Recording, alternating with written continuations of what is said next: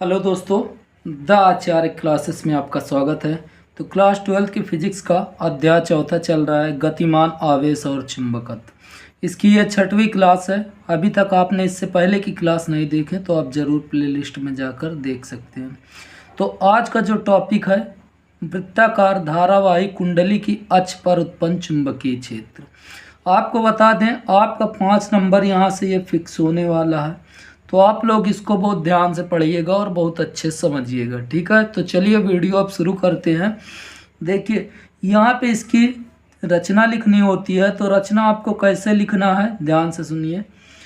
माना capital R त्रिज्या की एक वृत्ताकार धारावाही कुंडली है जिसमें आई एम्पियर की धारा प्रवाहित हो रही है। इसमें आई एम्पियर की धारा प्रवाहित हो रही है। तो लिखेंगे, माना कैपिटल आर त्रिज्या की एक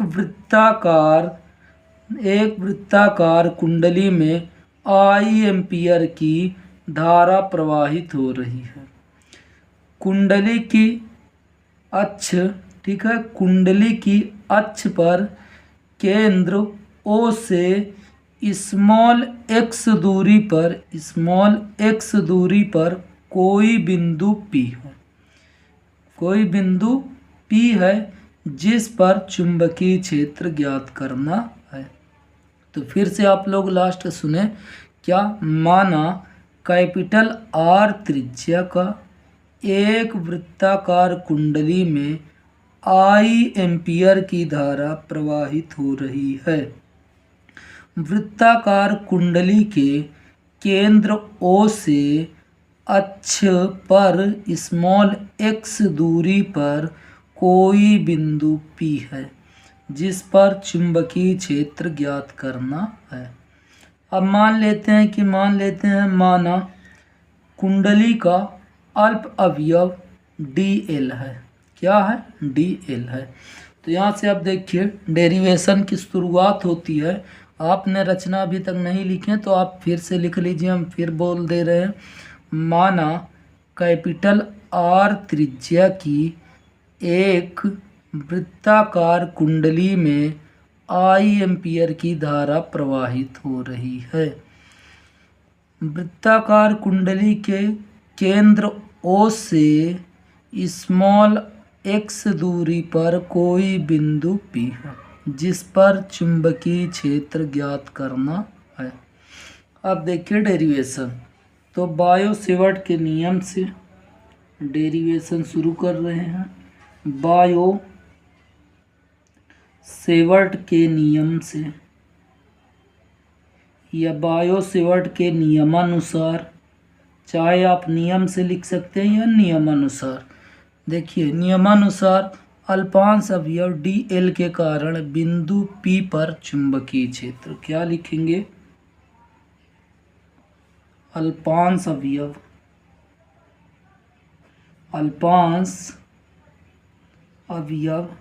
dl के कारण बिंदु P पर चुंबकीय क्षेत्र, dl के कारण बिंदु P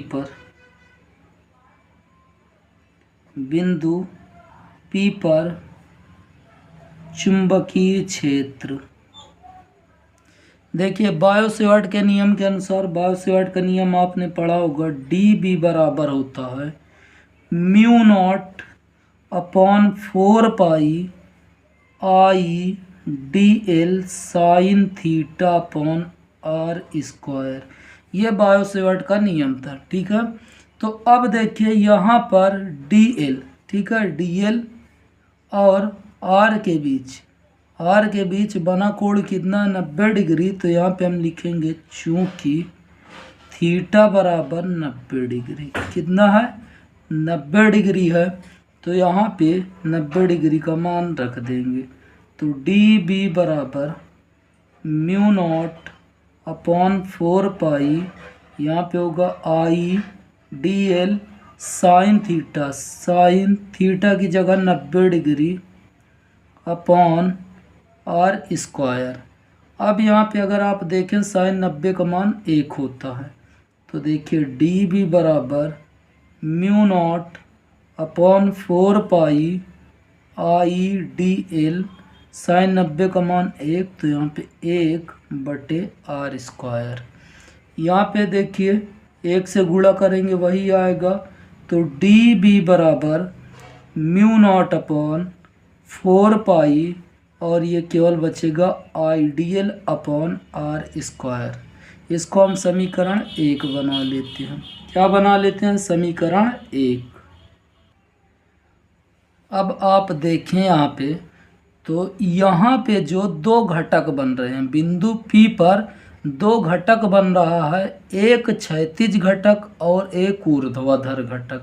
तो यहाँ पे ऊर्ध्वाधर घटक आपस में बराबर परंतु विपरीत दिशा में होने के कारण ये आपस में निरस्त हो जाएंगे। इसलिए यहाँ पे जो चुंबकीय क्षेत्र लिया जाएगा dB साइन पाई लिया जाएगा।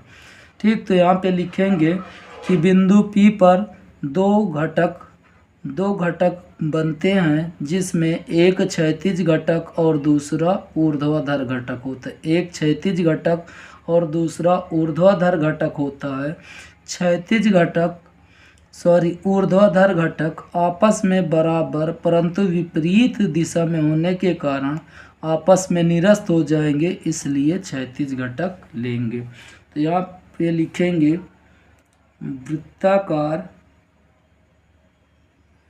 वृत्ताकार लूप या कुंडली एक ही है, लूप के अक्ष पर चुंबकीय क्षेत्र। तो इसके अक्ष पर जो चुंबकीय क्षेत्र होगा वह dB साइन थीटा होगा। तो इसको हम लिखेंगे B बराबर समाकलन dB साइन फाई।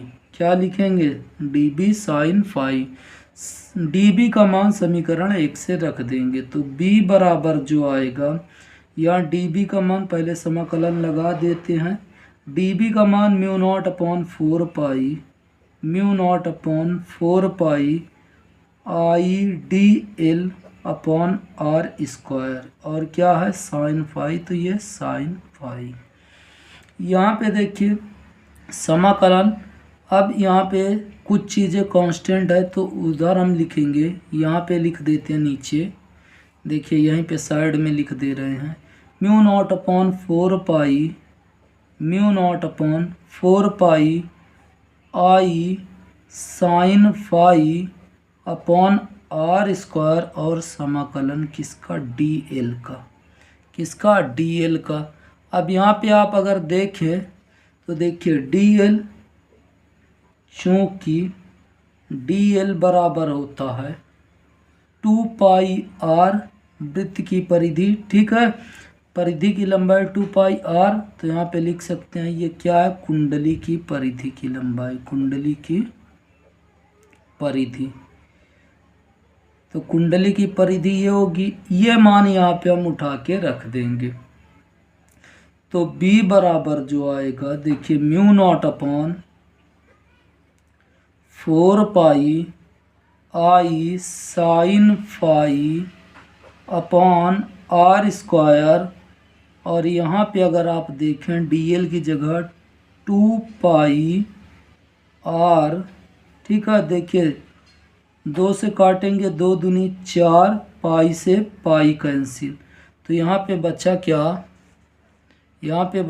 देखिए B बराबर क्या बचेगा? B बराबर म्यू नॉट अपॉन, देखिए 2 से 2 चला, 2 दूनी 4 और पाई से पाई कैंसिल, तो यहाँ पे केवल बचा 2, और यहाँ पे आई साइन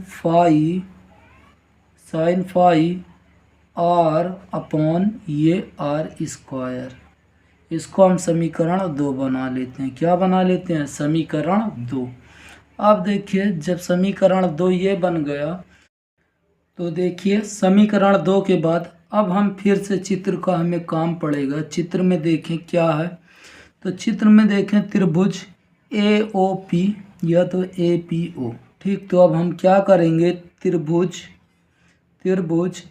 AOP में, त्रिभुज ये देख सकते हैं AOP में, ठीक है।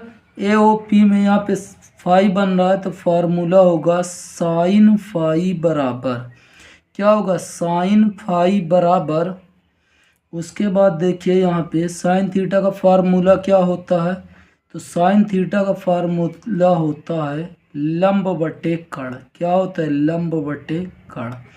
अब यहाँ पे अगर आप देखें तो यहाँ पे लंब क्या है, लंब कैपिटल आर है, लंब क्या है, कैपिटल आर है, और यहाँ पे कर्ण देखें स्मॉल आर है, तो साइन फाई बराबर लंब बटे कर्ण।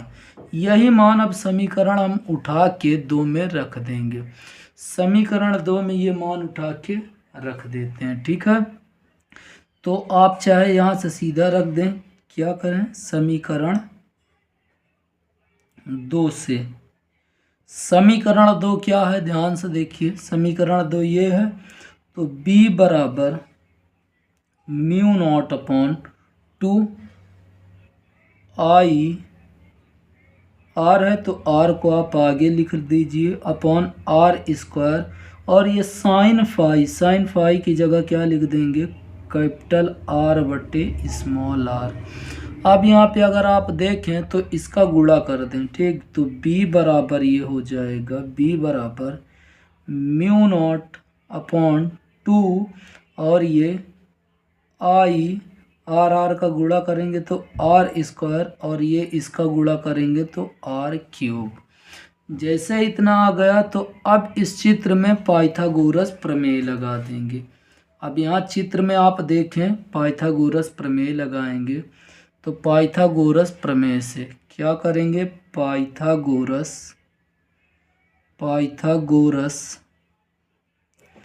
प्रमेय से, पाइथागोरस प्रमेय क्या है, ध्यान से सुनिए। आपने फार्मूला क्या, यहाँ पे देखिए एक त्रिभुज ये बनता हुआ दिख रहा है, ये त्रिभुज यहाँ से ये, ठीक। तो आप लोग पाइथागोरस प्रमेय पढ़े होंगे, कर्ण स्क्वायर बराबर लंब स्क्वायर प्लस आधार का स्क्वायर, यह फार्मूला आप लोगों ने पढ़ा होगा। तो कर्ण देखिए यहाँ पे क्या है, कर्ण है, यहाँ पे आप देखें तो आर है, ठीक। तो यहाँ पे आर का स्क्वायर बराबर लंब क्या है, कैपिटल आर, तो यहाँ पे कैपिटल आर का स्क्वायर, आधार यहाँ पे क्या है, एक्स है, तो यहाँ पे एक्स का स्क्वायर। यहाँ पे आप देखें जब भी अगर यहाँ से स्क्वायर हटाएंगे इसके ऊपर रूट लगेगा, क्या लगेगा, रूट, और जब भी रूट हटाते हैं तो उसकी घात हम लिखते हैं 1/2, R square plus X square की घात 1/2। अब देखिए यही आर का मान इसमें हम रख देंगे, समीकरण 3 बना लेते हैं। तो आर का मान समीकरण 3 में रखने पर, तो आर का मान समीकरण 3 में रखने पर यहाँ पे मान हम उठा के रख देंगे, b बराबर mu naught upon 2 I R square upon, R की जगह क्या रख देंगे, देखिए आर स्क्वायर प्लस एक्स का square, R square plus X का स्क्वायर, देखिए यहीं पे हमें रखना है mu naught upon 2 I R square upon small R का मान ये देखिए आर स्क्वायर प्लस एक्स का स्क्वायर, क्यूब है तो यहाँ पे 1/2 और क्यूब है तो यहाँ पे क्यूब। तो इसका जो मान आएगा b बराबर mu naught upon 2 I R square upon R square plus X square की घात 3/2, क्या आएगा, 3/2। यही फार्मूला है, ठीक है। तो याद रखिए ये डेरिवेशन काफ़ी महत्वपूर्ण है जो कि हर साल पूछा जाता है, तो इसको आप लोग याद रखिए और खूब कई बार लगा लीजिए, आप लोग ये डेरिवेशन आराम से नोट कर सकते हैं, ठीक है। तो ये आप लोग करा डेरिवेशन, और उम्मीद करते हैं ये आपको अच्छे समझ में आया होगा। अगर आपको समझ में आया तो इस वीडियो को ज़रूर लाइक कीजिए, शेयर कीजिए और चैनल को सब्सक्राइब कीजिए।